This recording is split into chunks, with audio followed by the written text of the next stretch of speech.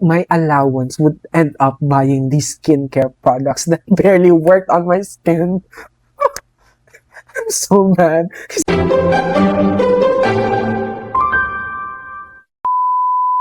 Hi, welcome to, this is so cringe na iingon ako na yun, but welcome to another video. So I decided to make a new video of it because natingala ko kaya na nag-view and usually wala nag-view sa akong video, so but anyway, I wanted to make another video of it because I wanted kinaan ko yung mic this time. So let's see. And disclaimer lang, this video is not to judge anybody's story.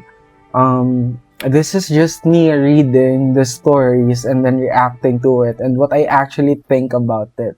So that's all. Disclaimer, I'm not here to judge. I'm just here to react and just see again how they ended up in the situation and maybe read comments here and there and then throw comments here and there as well.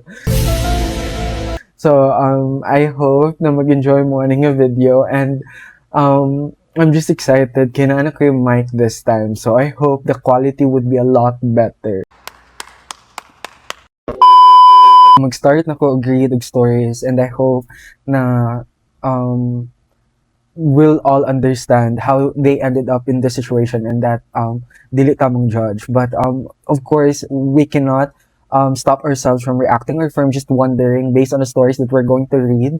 So yeah, I just want to record what I actually think or what I'm thinking as I'm reading these stories. So the first story that I'll be reading is it's the same. It's from Reddit Utang PH. The username is NoSinger7060.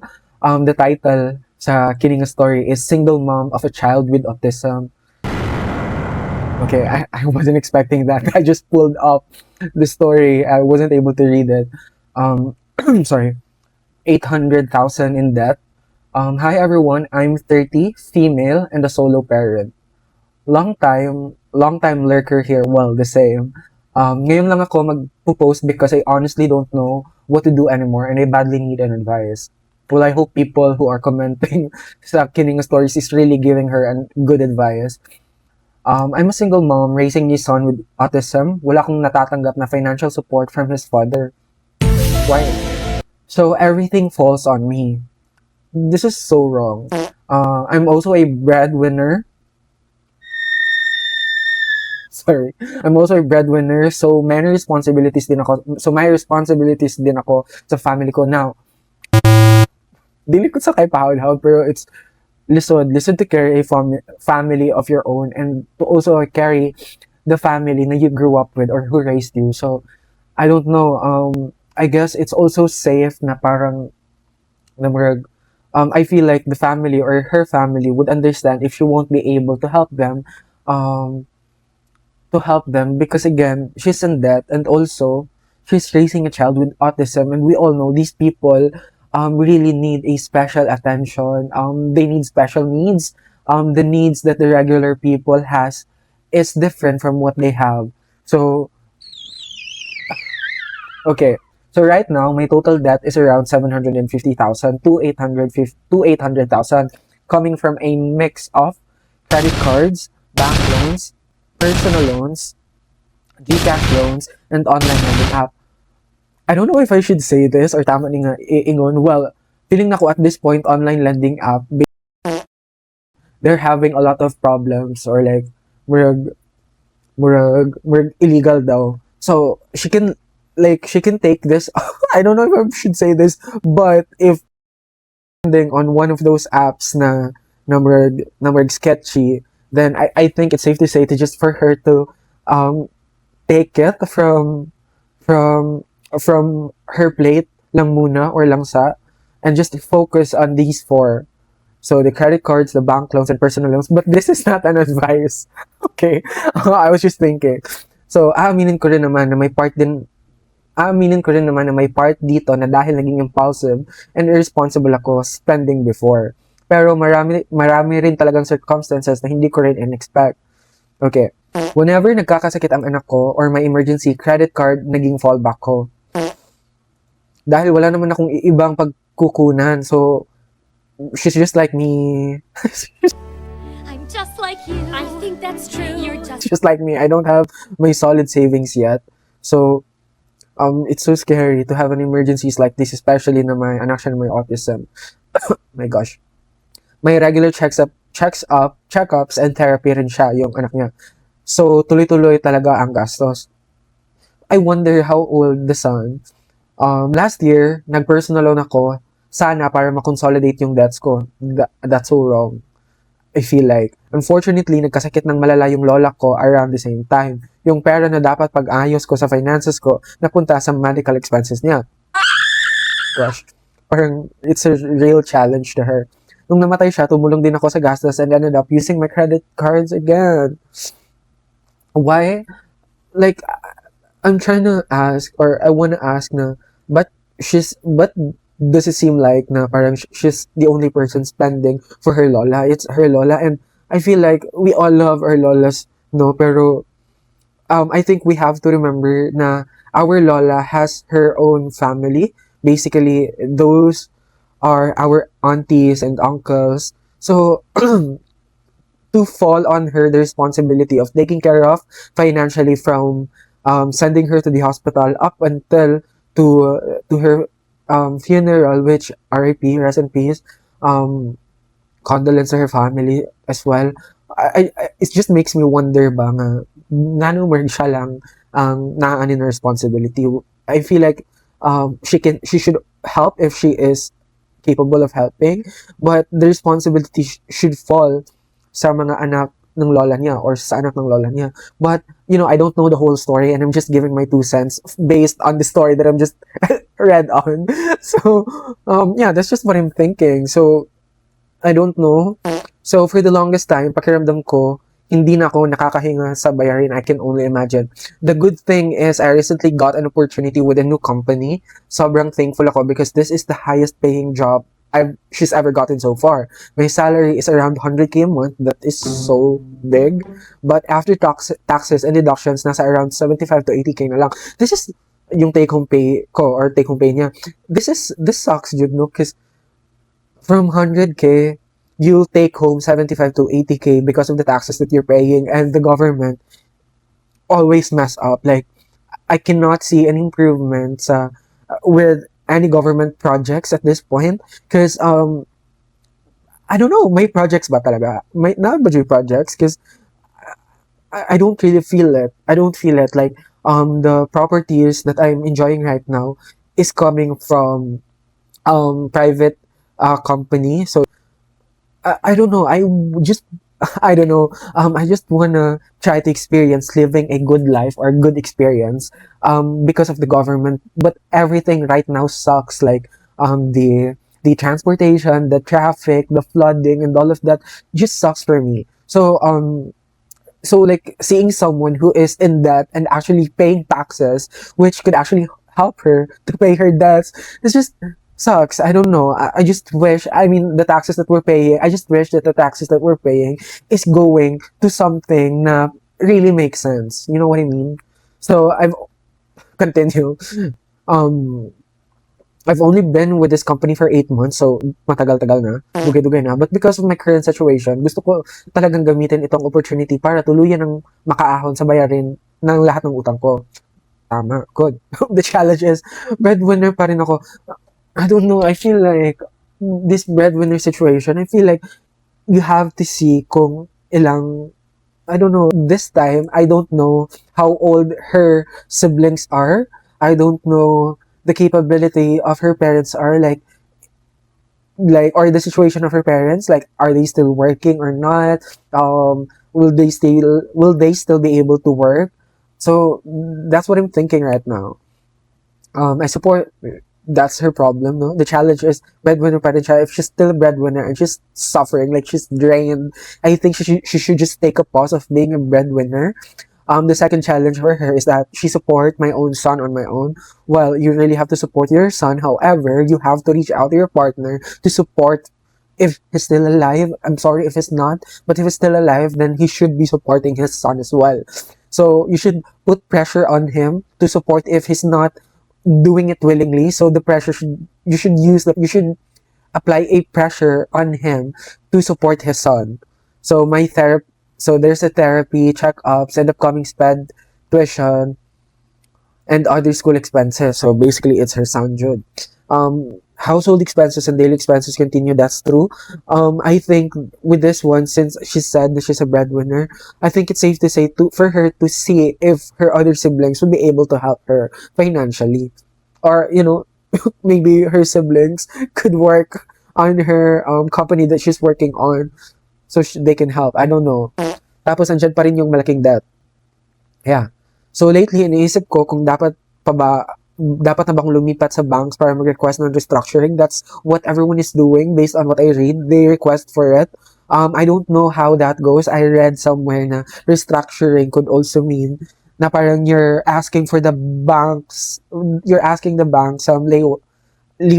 I don't know, tama ba ang word na parang naghangyo ka sa ilahan na tagaan ka og months to pay them again, like let's say 8 months na dili sa ka magpay sa bank, and then you'll just focus on your other debt. So I don't know, balance conversion, loan consolidation, or anumang hardship program na available.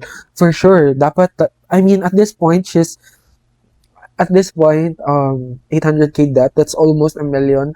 At this point, she should be doing that already, especially if she's just paying for the interest, or the anong tawag? Ang tawag? Minimum, basta na itawag sila, kanang minimum monthly pay na kailangan lang ni mo buhaton. So, if she's doing that, I think it's better. Sa mga naka-experience na ng malaking debt collection, restructuring, or debt payoff journey, anong ginawa niyo?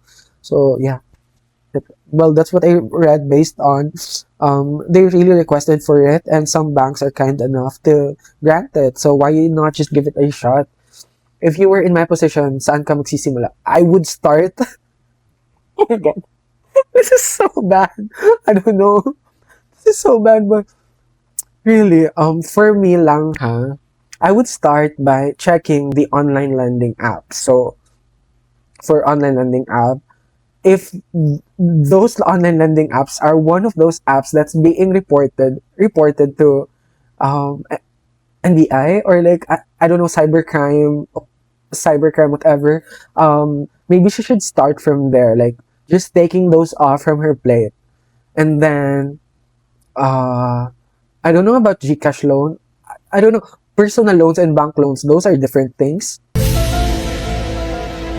So I think she would really need to start with checking those lending apps, and if those lending apps is one of those lending apps that are being reported to the authority, then maybe take it off from her plate, and then see kung, I don't know, they always advise that I watch from those people doing the same content, or like giving financial advices. They always say that you should start from the biggest loan, or like the loan with the biggest interest. You should pay it off first, because mo daw na ang makalulong sa imo sa utang. So that's what I'm gonna say. Just take off the lending app muna from your plate, and then just see from there kung unsa na loan ang naipinakadako na interest, and just start from paying there. So what?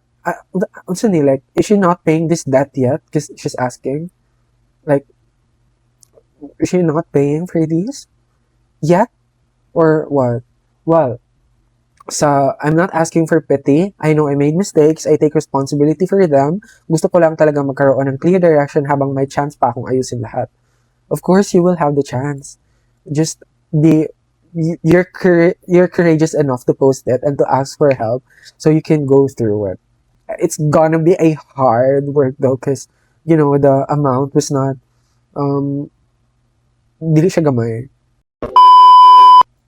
So any advice would mean a lot. Thank you. So I don't know, my advice is just to take the lending apps from her plate just yet. I don't know if that's a good thing to say, but if some of those lending apps are being reported to the authority at this point, then I guess it's safe na parang just take a pause from it. Or ask restructuring from them too, if possible, diba? So, also, stop being a breadwinner first. Like, just focus your money on yourself first, on clearing your debt first. Okay? I hope that makes sense. So, I'm gonna read comments.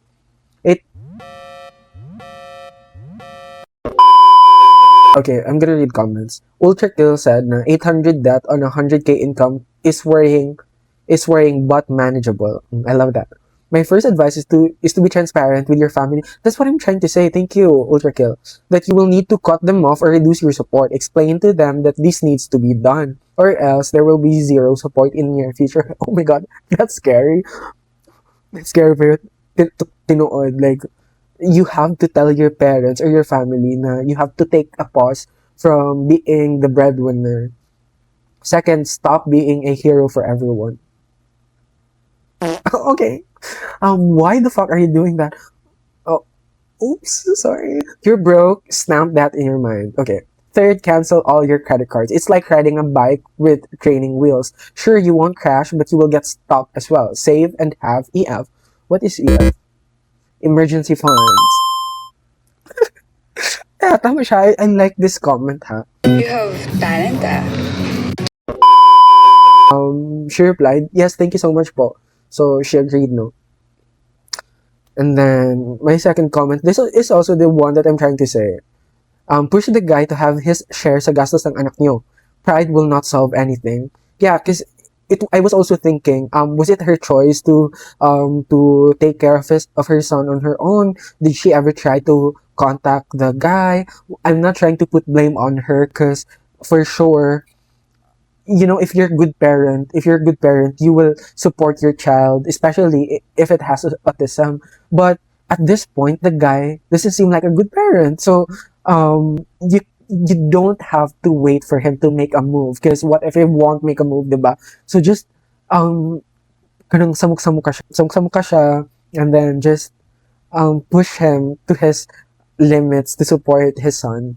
Other comment from me and Arcangel, hey OP, here's what you need to do.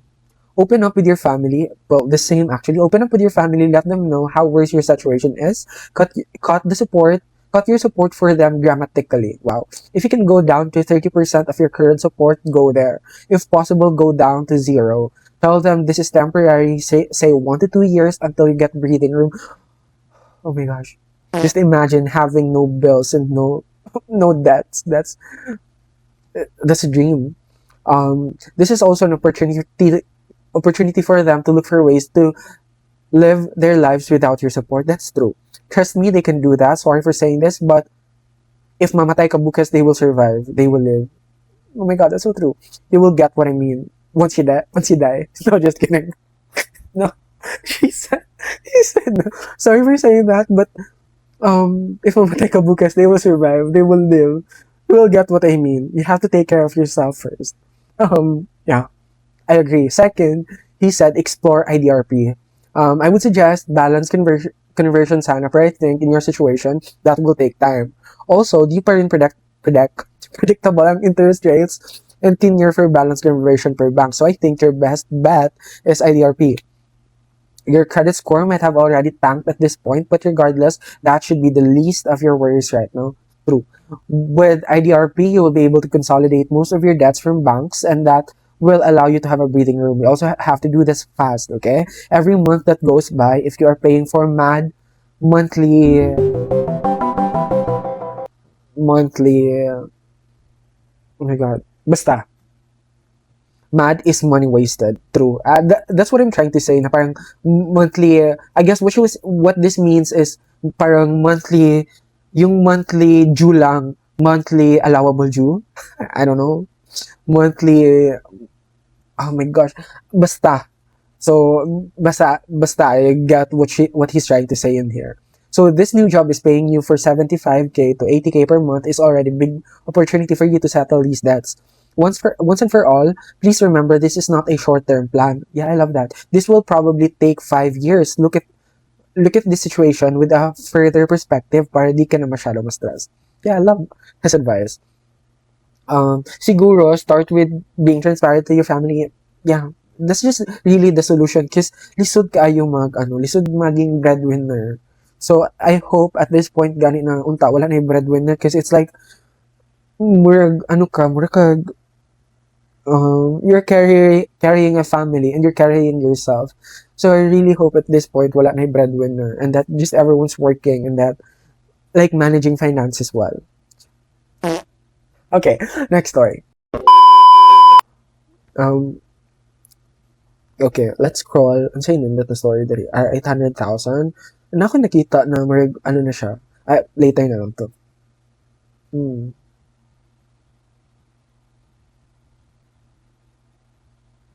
Oh, kini college na siya. Okay. Financial situation. This is from Sir Romy. Financial situation. I've been here on Reddit for a while now and haven't made any post at all since I only enjoy scrolling and reading stuff here. But this time I am posting. I love that. I need to let it out and I am feeling right now. And to be honest, I need help about my situation. May it be an advice or someone that is willing to help me. So, advice or like, well, if anyone is capable of helping, why not? Oh my God. I remember my college years sa kining situation because the poster is, I am currently a college student, third year pa.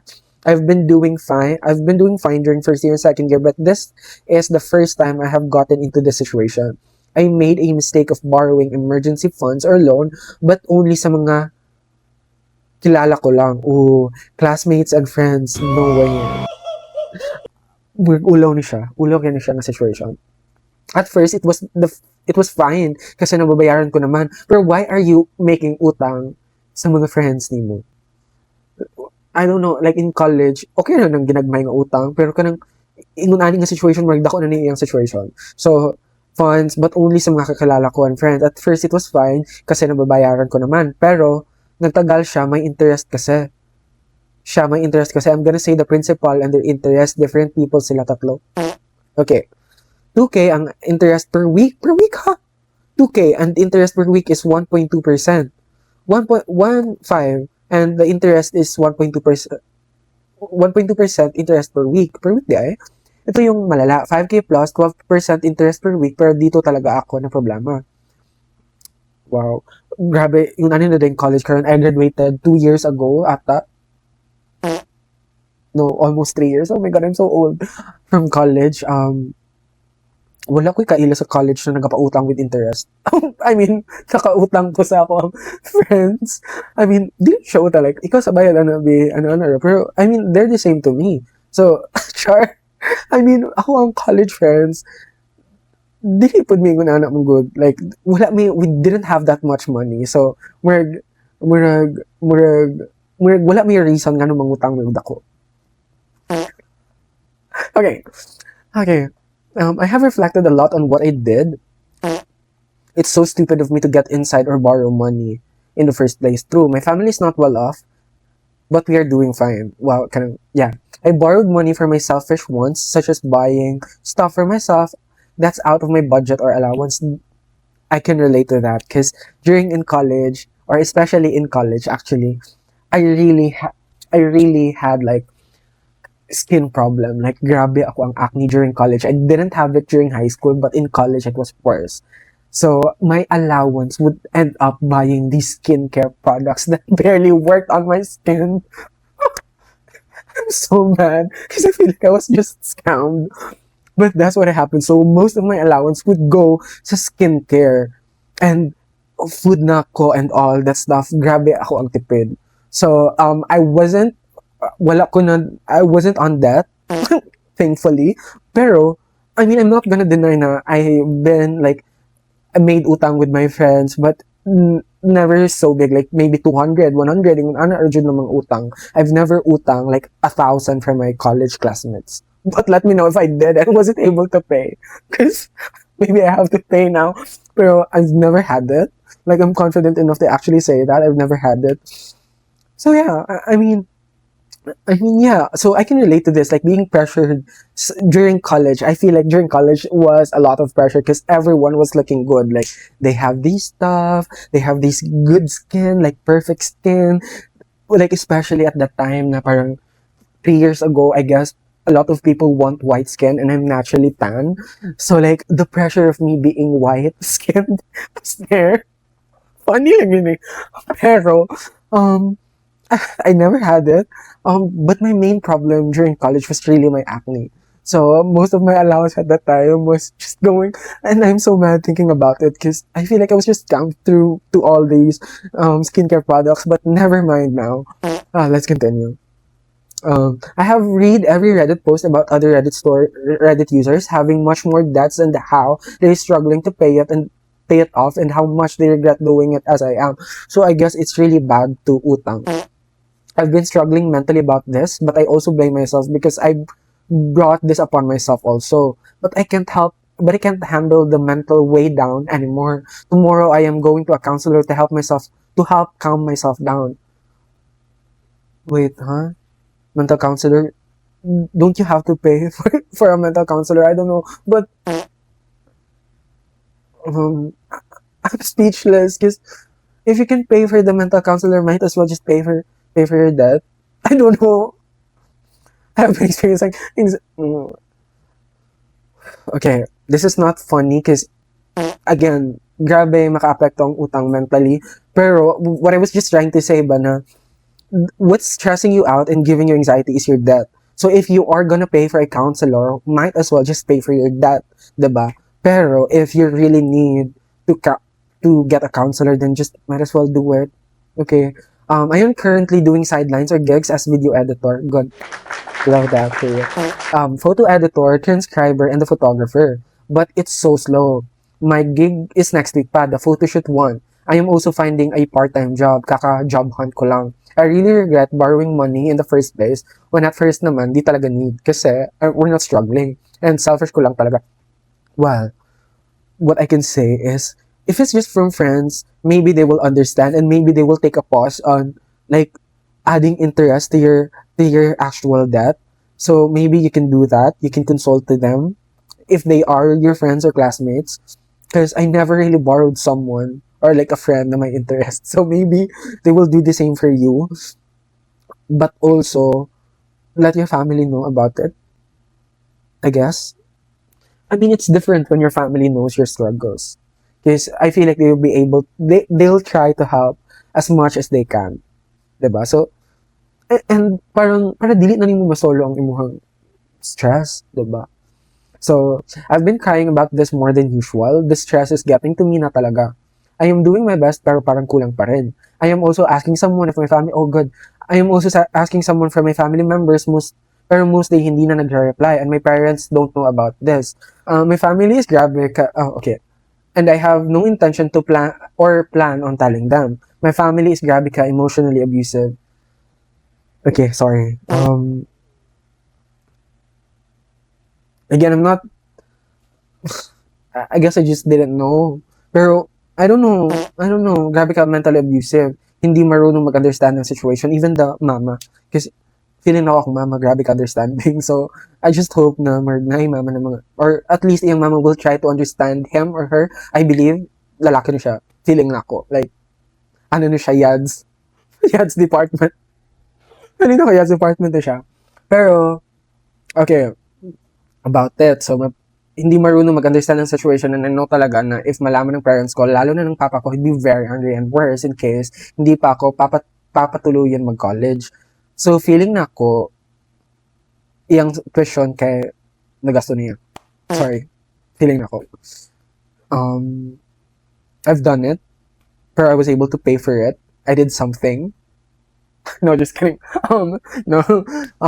I was able to pay for it sa allowance na ako. I just saved up my allowance for it. And, yeah. I mean, I guess at that time, I was also trying to look for work and I was able to have one. Malalaman ng papa ko, he'd be very angry and worst case scenario, hindi ako papatuluyan mag-college. When I say it's really bad, Kaya I am also hesitant to approach my tito or titas. Baka they'll tell my father. Kaya I am resorting to Reddit na. Okay. It's so hard when you don't have an open communication with your family. Ako, I'm not really that close. I mean, close ko sa lahat. Pero if you will tell na we're the kind of family to tell problems to each other, we're actually not like that anymore. um, yeah, the communication was a lot better before, but right now I feel like everyone's busy. Everyone's have their own job. Everyone is problematic about something, so I guess that's why. But just know na I feel like I can always tell them whatever. I feel like, but it's just that if my problem ko, I just don't tell them right away. I just want to solve it first. So I guess that's what he's trying to do as well. Baka sin ako ni. Sin ako ni ng post, pero kidding aside, I feel like the comments would be about like convincing this person to tell their parents about it and just face the consequences of what you did. Because facing consequences is also you taking accountable of what you did. So, you know, being accountable is really good in all ways. In all ways, I promise. So even if it will turn out bad for you, there will be like a positive energy return. So just be accountable. So I've been thinking about posting this on Reddit. Thank you for listening and reading to Reddit, and I really appreciate it. Hi. Comment. The Gandaig students nga nag-struggle ng ano, no? Like, I guess it was really different from 3 years ago. I feel like ang estudyante before, lahira jud siya. We have the same struggles right now, to be honest. I was also expecting loans. I was also getting loans for selfish reasons. Ang loans mo sa Goodroom is really kanang reachable result even to like kanang freshly out from being a minor. Freshly out. Yeah, so feeling na kumupod ng reasons, it's being advertised everywhere. So I guess most of the reason why students are doing it. Some of my debts were overdue, but I am looking for a job right now, and sana naman matanggap ako sa ina-applyan ko so that I could pay for all my debt kasi the pressure and the guilt is real, bro. Telling my family isn't an option again because they've done so much for me. I don't want them to be disappointed or worse, mad at me. I don't know. For me, Jude, being accountable is important. Like, just let them know. Like, whatever the consequences na ilahang buhaton or like i-give upon you, just accept it. Being mad is the same as being happy. It's not always. So that's okay. Just give them the time to be mad. Give them the time to be disappointed. Give them the time to be sad for the situation. But at least you're being honest. And not, apart from that, if they'd be able to pay your debt, they will pay it. And you will also continue doing your gigs and pay them after. Diba? I mean, that was like light bulb moment for me because that is actually an option too. So just let them mad, let them pay for your debts if they can, and then pay them after. Okay. I might break their trust, and that's why I think the most responsible thing for me to do. You know what? Thinking about breaking trust, I feel like you already did break their trust. They just don't know about it. You know what I mean? Like, parang they just don't know about it yet, pero you already did break their trust pagbuhat pa lang ni mo ato.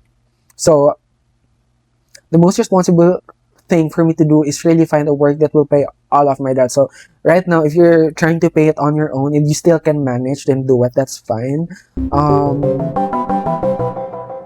Pero if dili na kaya, like you're so stressed out about it, then just let them know. It's an option to, believe me.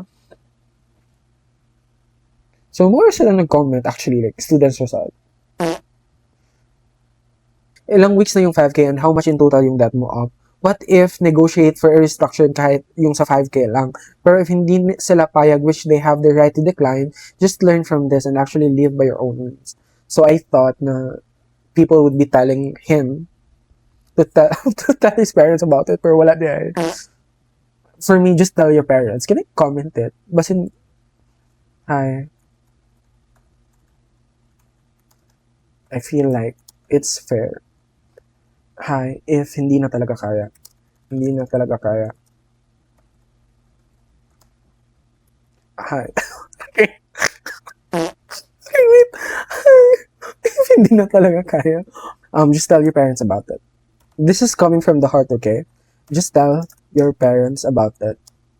and face whatever the consequences. Because either way, you're facing it already.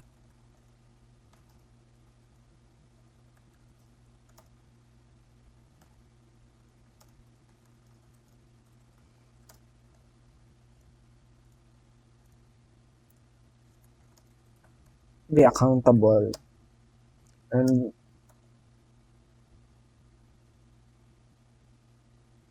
be accountable. You don't want your interest to pile up. Trust me.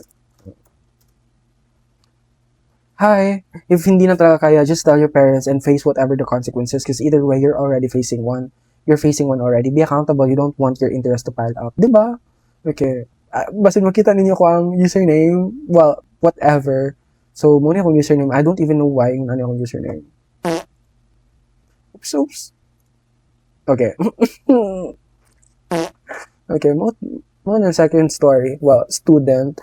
So, for me, mo to ko ang take. Like, just let your parents know about it. Pero you know your parents so much better, so might as well not take it. Diba? Like,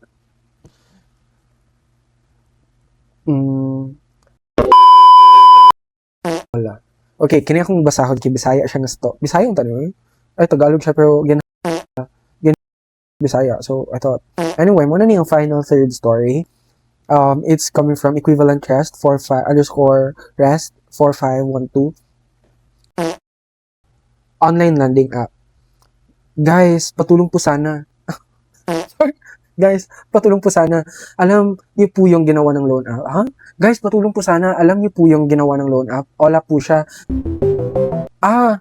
So nag-check lang naman ako kung how much ang credit limit ko if ever lang, pero wala ako balak mag-loan kasi alam ko na yung nangyayari pag hindi nakakabayad. So ito na nga po yun. Itong na nga pong nag-check ako ng credit limit, binabasa ko naman tapos wala naman akong ibang napindot or what. Tapos after an hour, biglang may pumasok sa GCash ko na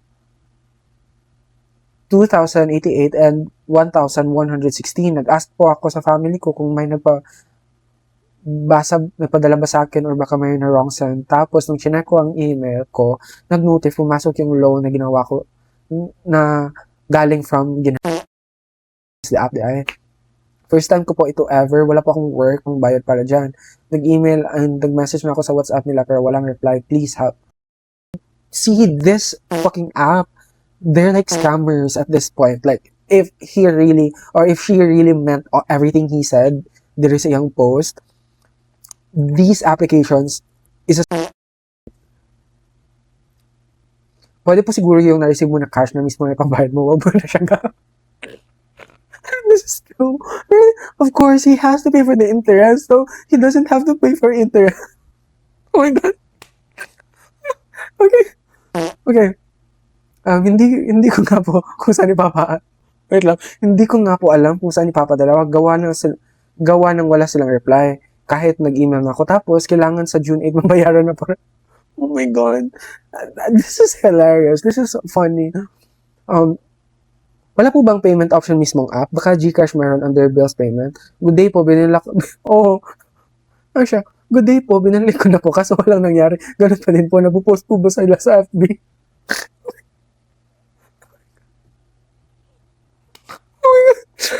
Kinakabahan ako. Tapos ang dami na pong natawag at message po sa akin, iba-iba. Kaluoy, like, he's so cute. This person is a child.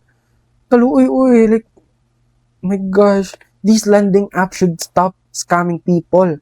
Tapos na po yung binalik ko at uninstall ko na po. Dapat biglang na-disburse na naman po ulit ng tapos na po nung binalik ko at uninstall ko na po dapat, biglang nag-disburse na naman po ulit ng 2.7K. Paano po ba to? Nasa-stress na ako. Uy, this is a scam. Chinek mo ba yung interest rates nun? Baka kasi ang record nila 3K at 2K, tas yun lang na-receive mo. Yung dumating po, bale 3.6K babayaran, tapos nung scam loan shark not registered. Many had already reported this app. Private your social and just ignore their messages and call. They may send harassing messages but just let it slide. Let the scammer be scammed. natatakot po kasi ako na ma-post sa social media while naka-deactivate naman po yung FB ko. Naman po FB ko, family probs. Tapos bigla ang ganito po nangyayari. Sobrang kinakabahan po ako. Kaluoy, like he's so cute. Pero, I mean, I don't know what to advise. I guess just not experiment anymore. I feel like this person will go through it, or can go through it. So, you know, I'm glad I was able to close this video with like with like not feeling heavy about it. Pero with this person that is stressing out, I'm praying for him na he won't be stressed out with this anymore. Because again, he didn't even mean it. He's being scammed at this point. But I know na he'll get through it. And I love the innocence that he actually has up until now. So yeah, I hope that innocence will stay. So I'm ending this video. I hope na you won't judge me for my reactions of this, because again, this is just my raw reaction. So what, no edits, or if my edits is just very minimal edits, but it's not for me. I'm not trying to judge anybody in here. I'm just reacting to these stories. But also, if you're able to go through all the video and then would want me to read a story, I hope you would let me know. And then, yeah, we'll just be happy. And I hope all these people that are struggling financially would be able to take a deep breath and really solve it. That's all, and bye.